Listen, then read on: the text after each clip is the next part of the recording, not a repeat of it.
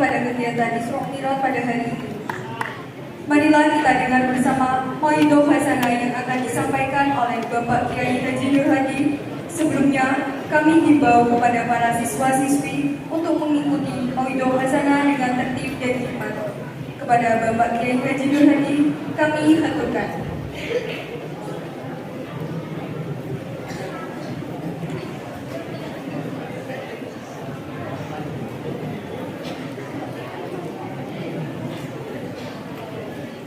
Assalamualaikum warahmatullahi wabarakatuh.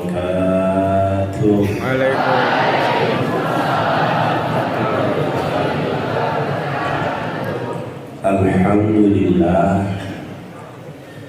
nahmaduhu wa nasta'inuhu wa nastaghfiruh wa na'udzu billahi min shururi anfusina wa min sayyiati a'malina.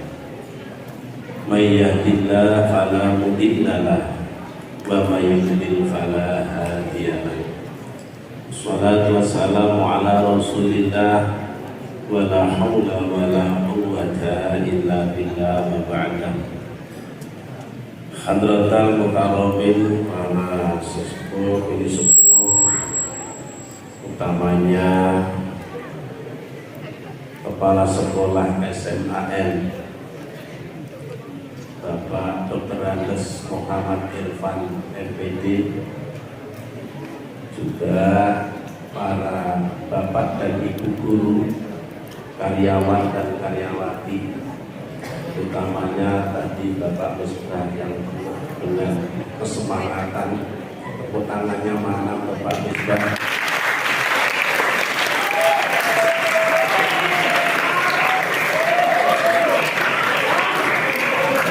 Para anak kami, talamidin, talamidah, santri-santrinya, siswa-siswi SMAN Ambulu yang saya banggakan dan saya harapkan, yang cantik-cantik dan yang ganteng-ganteng, yang gendut dan yang kurus, yang hitam dan yang kuning, yang ngantuk dan yang tidak ngantuk. Hadirin hadirat rahimakumullah, marilah untuk mengawali tausiah pada pagi hari ini dalam rangka Isra wal Mi'raj Nabi kita Muhammad sallallahu alaihi wasallam.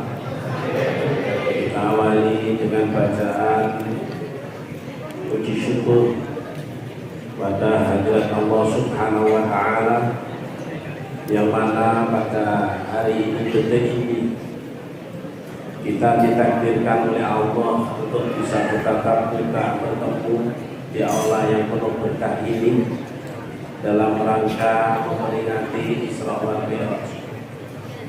Semoga hadir kita di sini dengan dirangkai pengajian bersama, kita nantinya mendapatkan ilmu yang manfaat dan barokah.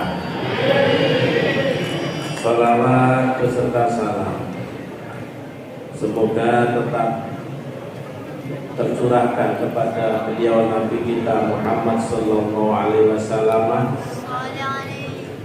sebagai pemimpin umat, Rasul dan Nabiullah, sekaligus reformis sejati dan tauladan sejati, dan yang selalu kita harapkan insyaallah kelak di yaumil qiyamah. Bapak dan Ibu guru, anak-anakku sekalian, talamidin talamidah, para siswa-siswi yang kami cintai, kalau bertemu di ruangan seperti ini, saya agaknya kembali muda lagi. Ingat pada tahun 80-an saya masuk ke NSLTA. Masa-masa yang terindah, masa-masa yang tidak bisa terlupakan, masa-masa yang penuh harapan, masa-masa yang penuh dengan kekhawatiran, sehingga memori saya, flash disk yang ada di otak saya ini kembali ke tahun-tahun itu. Sudah kayak ini yang di depan sarungan pakai cukup yang sudah agak rusak tersebut. Sudah ya, tidak apa-apa. Saya seperti ini dulu kecil saya dulu tidak seperti ini, tubuh tidak kecil kayak itu, kecil banget, tapi ini agak sedikit. Mungkin ini makan agak banyak. Tapi saya dulu kecil, langsing, ganteng juga. Manis, kita manis katanya. Tapi dulu, sekarang sudah kayak baru. Sekarang sudah tua, masa-masa yang hanya untuk berdoa untuk kesejahteraan dan berdoa untuk generasi, termasuk Anda sekalian. Semoga dengan belajar di SMAN ini, apa yang kau cita-citakan dikabulkan oleh Allah Subhanahu wa Ta'ala. Anak-anakku sekalian, Bapak dan Ibu guru, di awal ini tadi saya tidak bermimpi dan tidak saya nyana-nyana, tidak disangka-sangka. Ini SMAN setelah saya masuk terasa sekali kayak pesantren.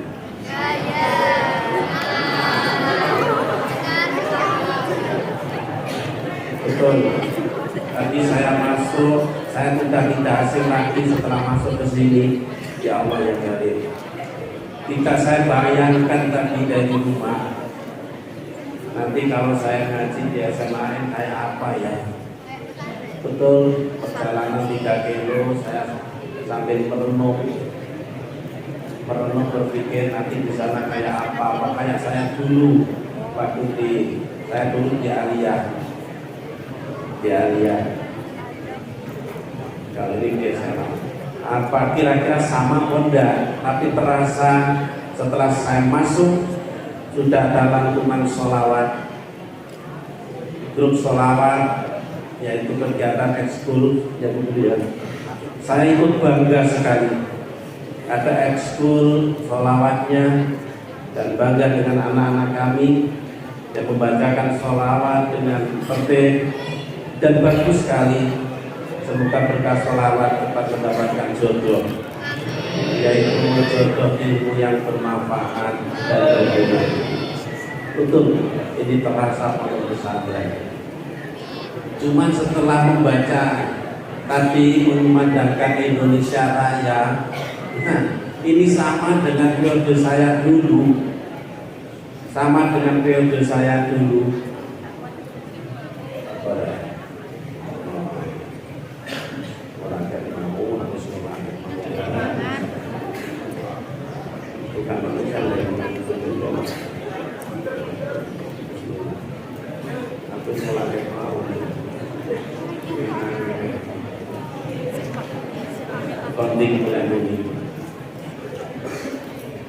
Nah, Indonesia Raya ini hanya masukan saja anak-anakku sekalian. Mohon maaf Pak Guru, saya tak ngatur dulu ya. Saya akan berdiri. Indonesia Raya itu adalah lagu wajib, dimana kalau sudah nanti kita sudah Indonesia tanah airku itu beliau masukkan saja Pak Guru, masukkan, tidak berarti tadi salah, hanya masukkan saja. Tadi sudah benar, kompak, bagus, tapi beliau tangannya itu begini, siap, betul Pak Guru?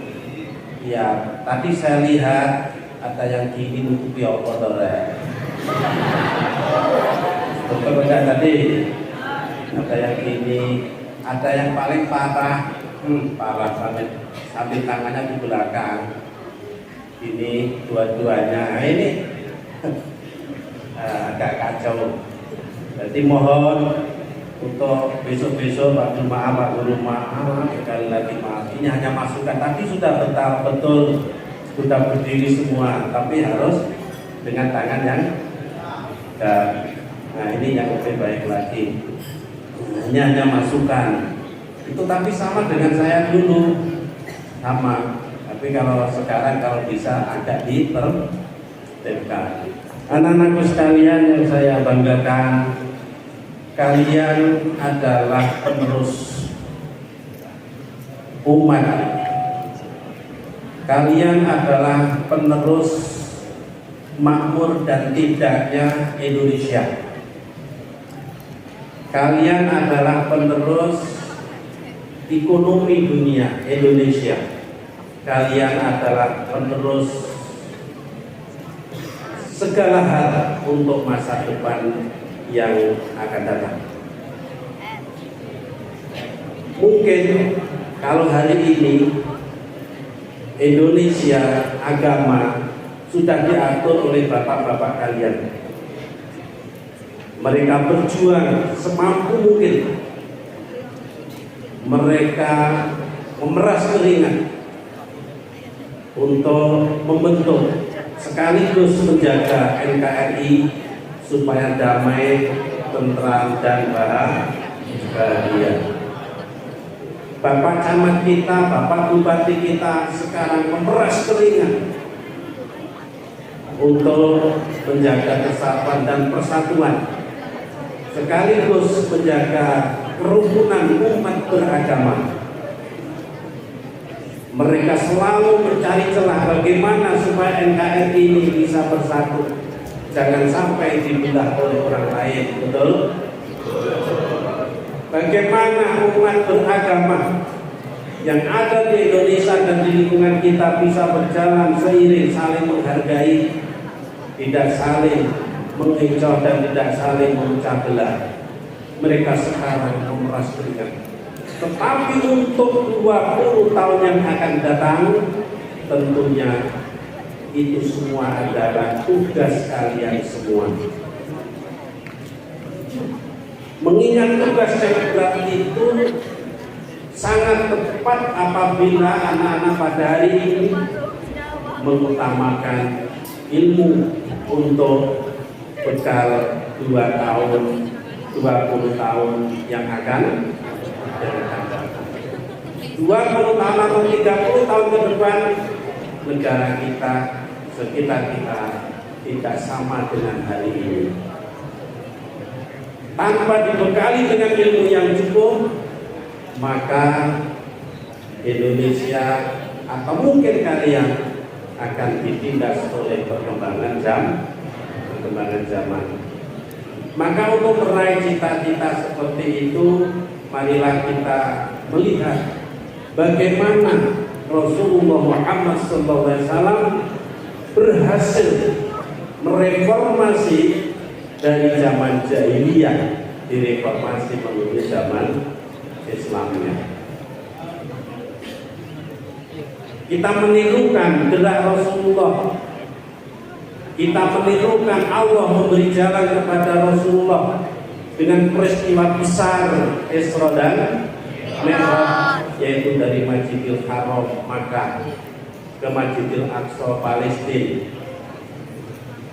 lalu dimi'rajkan lagi ke langit ketujuh. Pada waktu itu anak-anakku sekalian, di waktu Rasulullah Isra dan Mi'raj, perjalanan dari Masjidil Haram ke Masjidil Aqsa Palestina, ini jaraknya tidak sedikit, mungkin sekitar 1.500 kilo. Waktu itu Nabi Muhammad dari Masjidil Aqsa dinaikkan ke langit ketujuh, dan di atasnya namanya Sidratul Muntaha. Waktu itu belum ada kendaraan canggih. Belum ada kendaraan canggih. Belum ada jet siluman. Belum ada Apollo. Belum ada. Itu memperlihatkan bahwa hamba Allah Muhammad bin Abdullah, anak yatim, karena dia hatinya bersih, karena hatinya suci, dipilih oleh Allah, maka beliau diangkat menjadi nabi dan rasul. Bahkan seluruh perjalanannya dimuluskan oleh Allah Subhanahu wa ta'ala. Ini karena ada kesucian hati beliau. Lalu Allah akan mengangkat Rasulullah. Ini yang harus menjadi inspirasi kita semua. Allah mengangkat Rasulullah Isra Mi'raj, perjalanan pada waktu malam. Tapi jangan disamakan dengan sekalian. Karena kalau perjalanan dari rumah pada waktu malam bukan Isra Mi'raj itu, hanya jalan-jalan. Tapi Rasulullah itu jalan dijalankan, makanya jalan jauh yang ditempuh tidak menjadi halangan, karena Nabi Muhammad dijalankan oleh Allah pada waktu malam, dan sebelum subuh Rasulullah sudah hadir lagi di tempat semula dengan membawa hadiah dari Allah, yaitu berupa salat 5.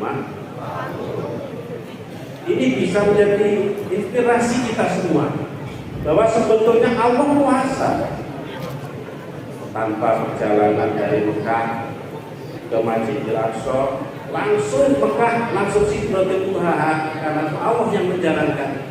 Allah sebetulnya kuasa, tapi mengapa oleh Allah diperjalankan dari jarak tempuh yang sekian ribu, 1.500 kurang lebih kilo, lalu naik lagi sampai langit ke-7, pada berapa triliun kilometer yang harus ditempuh oleh Rasulullah Muhammad SAW. Ini adalah sebagai contoh kita semua. Apabila kita punya cita-cita, punya kemauan, kita punya Allah satu. Kita punya Allah. Kalau Allah menghendaki, Tuhan yang Maha Esa menghendaki, sudah, kita jangan sampai pesimis. Mungkin anak-anakku ada yang orang tuanya petani, ada yang orang tuanya bangun cilok, ada yang orang tuanya bangun dayung, macam-macam, ada pitik, tukang ngarit, ada, ya. Tapi jangan pesimis, harus tetap optimis. Kalau Allah menghendaki,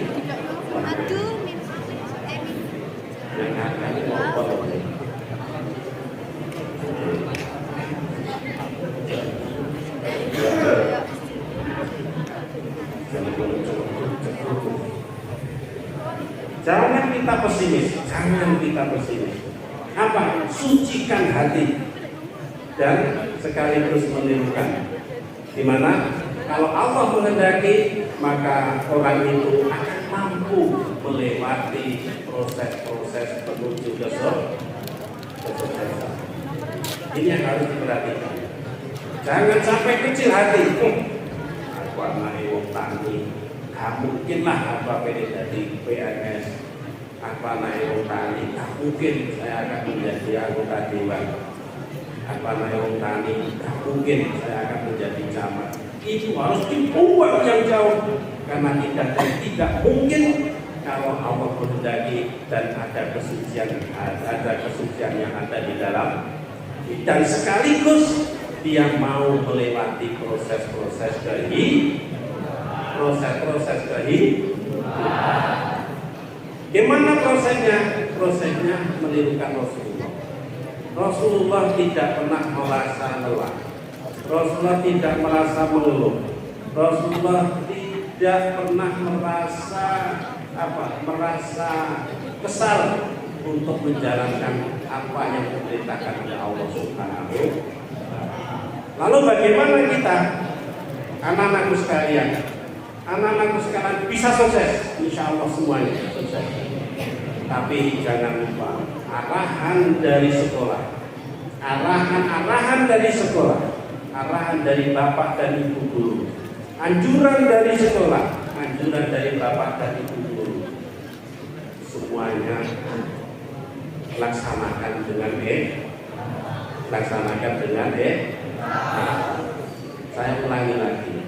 Anjuran dari sekolah, tantangan dari sekolah, konon undang-undang yang ada di sekolah, batas-batas yang telah dibatasi oleh sekolah kami, dan anjuran dari Bapak Ibu Guru, laksanakan dengan kalau melaksanakan dengan ikhlas, laksanakan dengan penuh hati, bagaikan kita menerima sesuatu dari orang yang kita cintai. Orang yang kita cintai, apapun nasihat dari bapak dan ibu guru, jadikanlah nasihat itu bagaikan mutiara. Maka kalau kalian bersugesti ilmu yang diberikan, arahan yang diberikan dari bapak guru ke kalian semua, kau anggap mutiara dan disimpan di dalam dada, disimpan di dalam hati, dilaksanakan dengan baik, maka Anda akan menjadi mahal bagaikan mahalnya mutiara. Paham tidak? Paham? Tapi sebaliknya. Kalau nasihat dan arahan dari sekolah, arahan dari bapak dan ibu, kalian anggap sampah.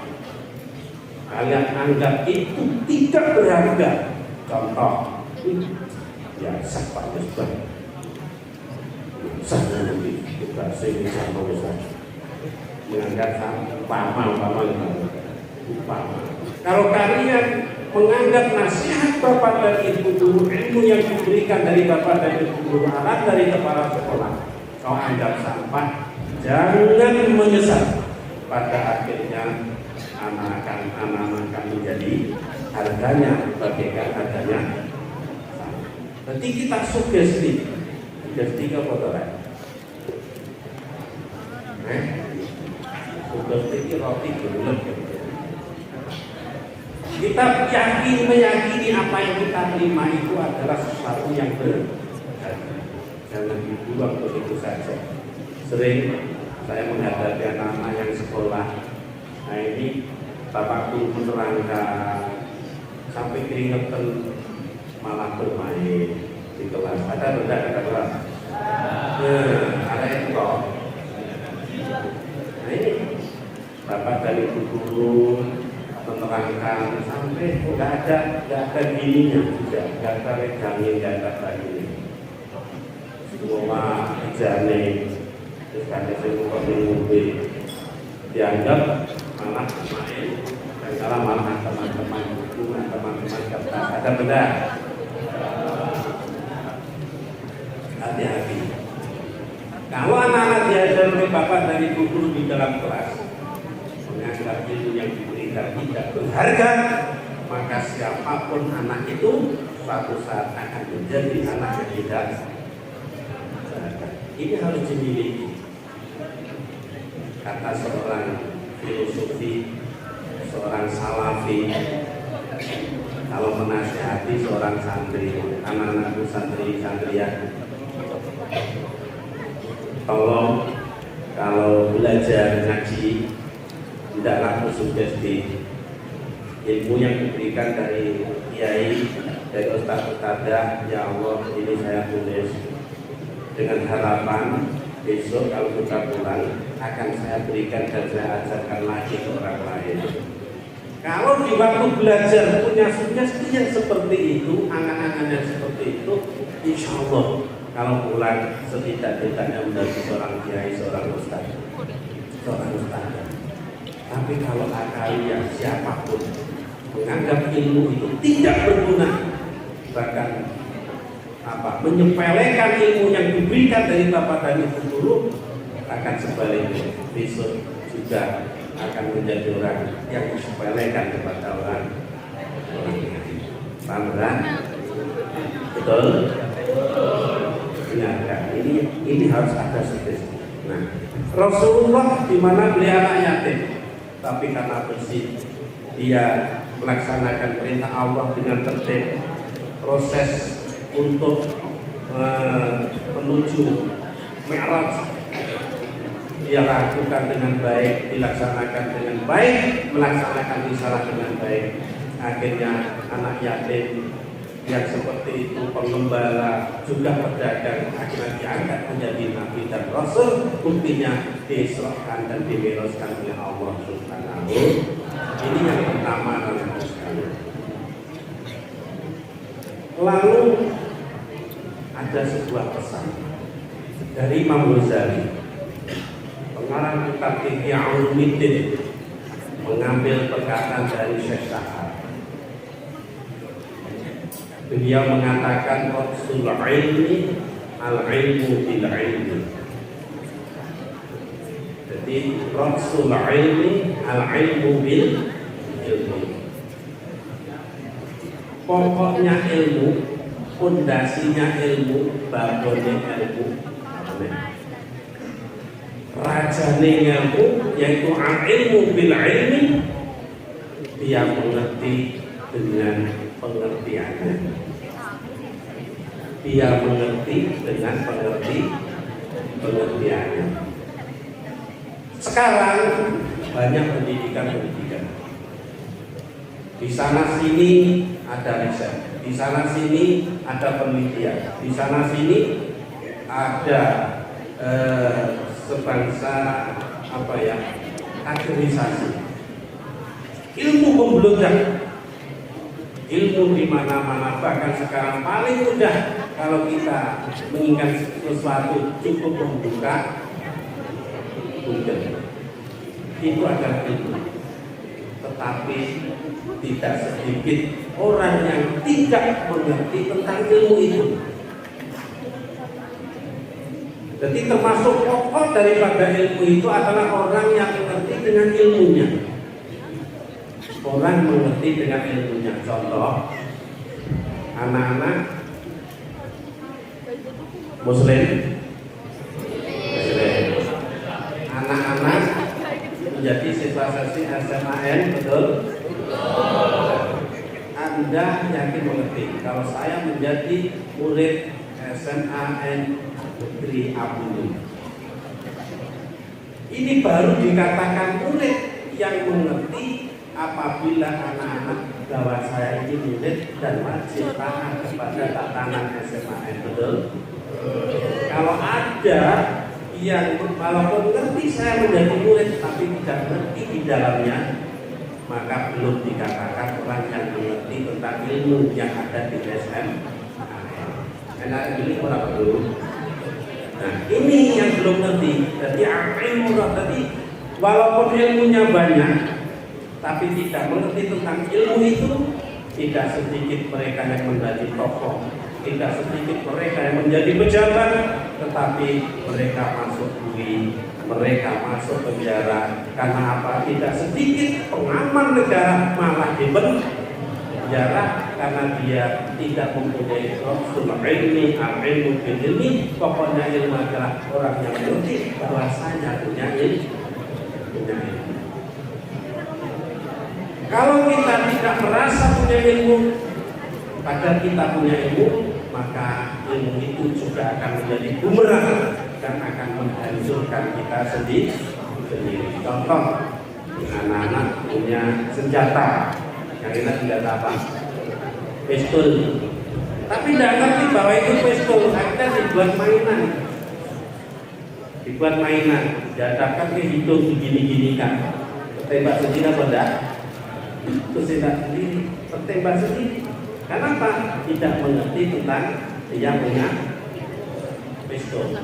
Pistolnya yang tidak bunyi itu aja. Dasar dari pistol yang bunyi banyak. Maka Rasul ilmi al-ilmu bil ilmi, termasuk pondasinya ilmu adalah orang yang mengerti bahwa saya adalah punya ilmu. Itu pokok. Terus kata beliau al-jahilu al-julu bil jahil bil juli. Yang dikatakan orang bodoh adalah orang yang tidak mengerti tentang kebodohannya. Yang saudara bisa dipahami? Contoh-contoh, saya kasih contoh-contoh. Al-jahil al-julu bil juli. Yang dikatakan orang bodoh itu adalah orang yang tidak mengerti tentang kebodohannya. Contoh, sudah nggak pinter beli misal, disuruh garap PR, marah-marah kalau guru nih. Ada apa enggak kegagalan seperti itu? Banyak apa sedikit? Karena teko pangen bosowi terima kasih.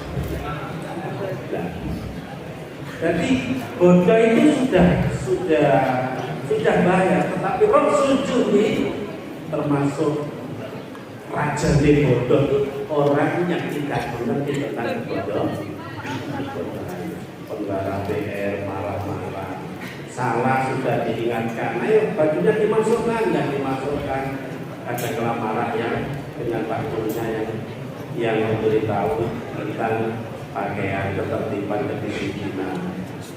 Sudah nggak ngerti tentang undang-undang peraturan yang ada di sekolahan, ditegur kepiluannya marah. Ada apa dulu?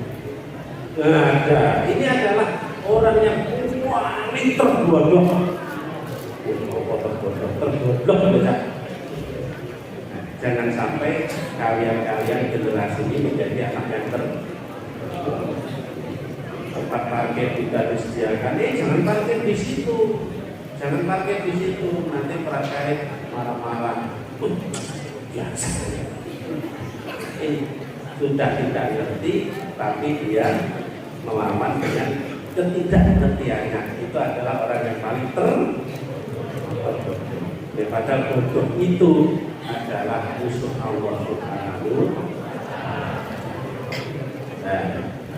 Lalu bagaimana proses Rasulullah menjadi seorang yang sukses?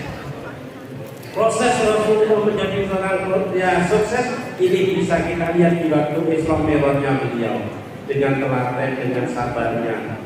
Beliau menjalankan perjalanan yang terlalu jauh dari Masjidil Haram ke Masjidil Aqsa, naik lagi penuh dengan cobaan dan ujian, dengan telaten, dengan dia sabar, walaupun Allah berkehendak langsung naik bisa, tetapi diberi sesuatu yang sistemnya adalah penuh dengan kesabaran.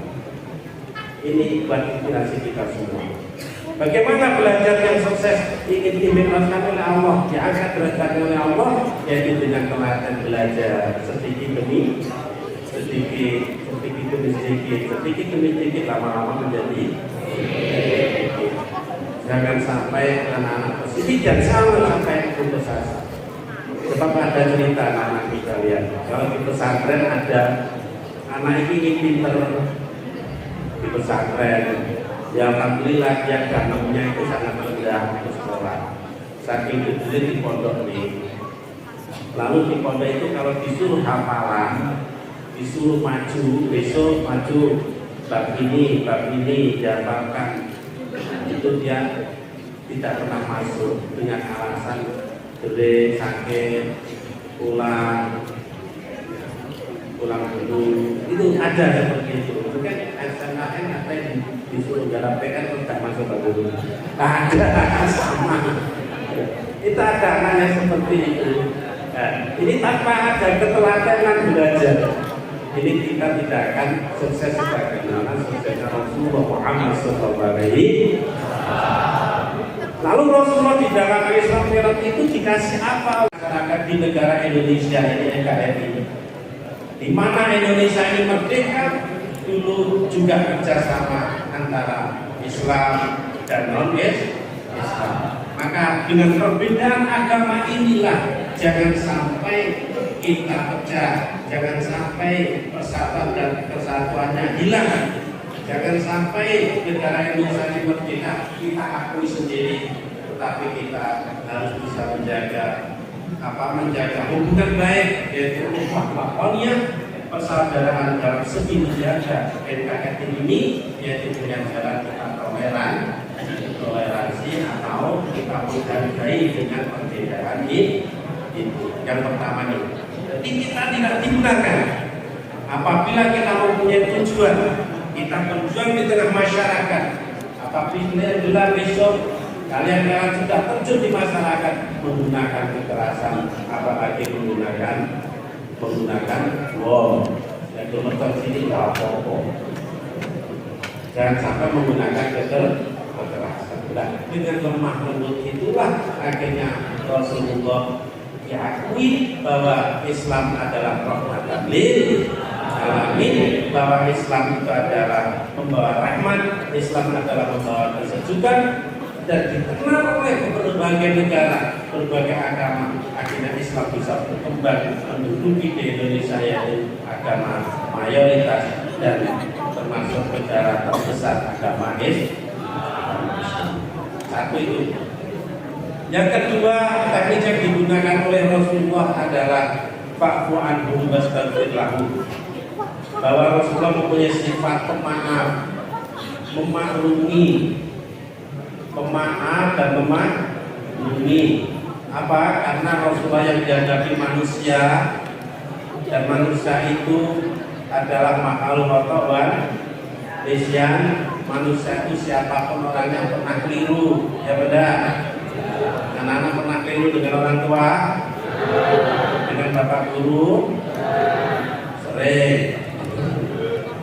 Dengan bapak guru kalian pernah salah. Bapak guru pun juga manusia, kadang-kadang keliru juga. Pak Yai manusia, Pak Yai juga pernah lupa, sama. Nah, karena kita itu ada persamaan, sama-sama manusia, dan manusia itu oleh Allah diberi sandangan pakaian yang utama halul khotob dan nisyan. Manusia tempatnya lupa dan tempatnya keliru. Maka apabila ada saudara kita yang keliru, mari kita ingatkan, tapi dengan cara yang baik. Apabila yang keliru pejabat tinggi, ya kamu bunga-bunga nengok, masuk ke kantornya, ingatkan dengan baik, tidak perlu mencaci, betul? Tidak perlu kita menghujat pejabat. Apabila mungkin di SMA ini ada sesuatu yang tidak benar, tidak perlu demo. Ayo di demo ayo Pak Irfan. Ayo di demo ayo kalau doa Masya Allah yang punya perusahaan. Karena gimana? Cukup anak-anakku sekalian, perwakilan Bapak, Guru, mohon maaf ya Pak, mungkin Bapak itu lalai, atau mungkin itu lalai, atau gini. Itu salah kan diterima Bapak lihat. Jangan demo, jangan kawal-kawal, jangan menghujat dan mencaci.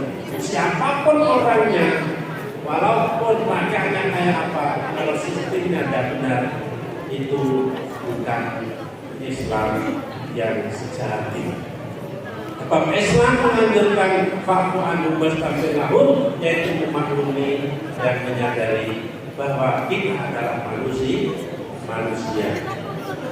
Apabila ada yang tidak benar diingatkan, apabila ada yang salah dibenarkan, apabila ada yang lupa diingatkan. Itu adalah tugas kita. Ini yang pertama. Yang kedua, yang ketiga, wasyawirhum fil amri fa idza azamta fatawakkal 'ala Allah. Yang ketiga, Rasulullah bisa sukses yang ketiga ini, yaitu setiap langkah Rasulullah selalu berusaha. Jadi anak-anak apabila menghadapi masalah sulit atau tidak sulit yang menyangkut pendidikan, yang menyangkut SMAN, yang menyangkut permasalahan hubungannya dengan belajar, musyawarah dengan baik, jadi jangan sampai berjalan sendiri. Sebagaimana ini tercipta peringatan Islam lewat yang seperti ini, saya yakin sudah diawali dengan musyawarah, betul? Sejak kemarin, alhamdulillah, ini termasuk Islam lewat yang saya anggap mutu dan bagus dan bisa dilanjutkan untuk tahun ini.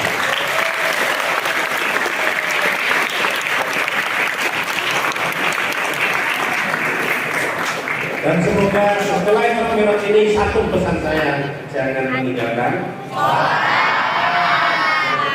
yang telaten.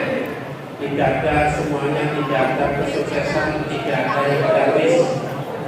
Kesuksesan menuju sukses tidak ada yang gratis, harus melalui proses belajar yang sungguh-sungguh, yang istiqomah, yang rajin. Insya Allah kalau kita dengan rajin setelah belajar akan menjadi pintar, rajin belajar akan menjadi kaya. Dengan berdoa jangan tinggalkan sholat. Dan yang berikutnya, bertingkah lakulah sebagaimana Rasulullah.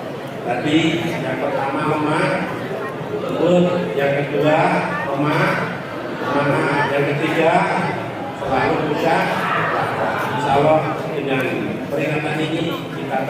kasih menjadi anak yang soleh-soleha yang selalu diridhai Allah Subhanahu wa taala. Al-Fatihah. Alhamdulillah.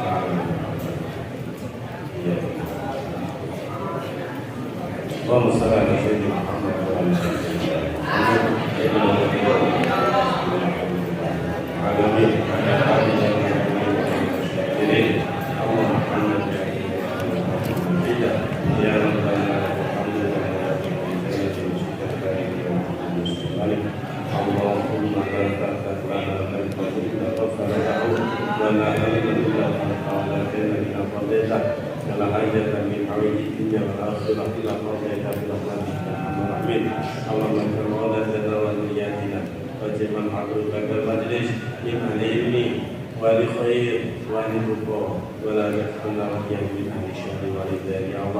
gantikanlah siswa-siswa SMA menjadi anak yang soleh dan soleha, orang yang dikabulkan atas cita-citanya dari selamat dunia akhirat. Rabbana hab lana min azwajina wa dhurriyyatina qurrata a'yun waj'alna lil muttaqina imama. Rabbana atina fid dunya hasanah wa fil akhirati hasanah wa qina adzabannar. Subhana rabbika rabbil izzati amma yasifun wa salamun alal mursalin walhamdulillahi rabbil alamin.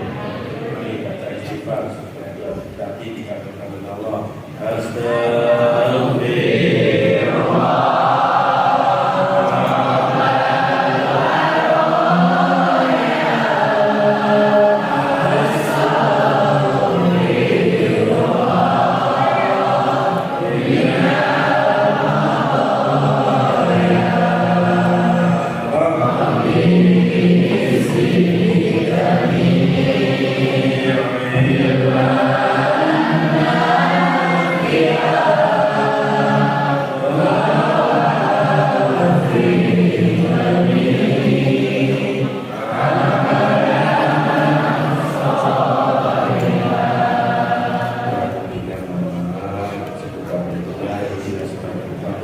Assalamualaikum warahmatullahi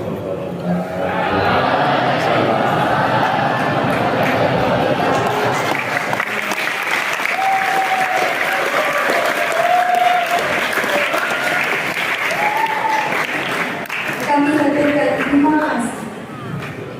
Demikianlah penyampaian mauidhah oleh Bapak Kiai Haji Nur Hadi. Semoga kita bisa mengambil hikmahnya dan mengindahkan pesan-pesannya dalam keseharian kita, sehingga kita menjadi pribadi yang lebih baik di sisi Allah. Amin ya rabbal alamin.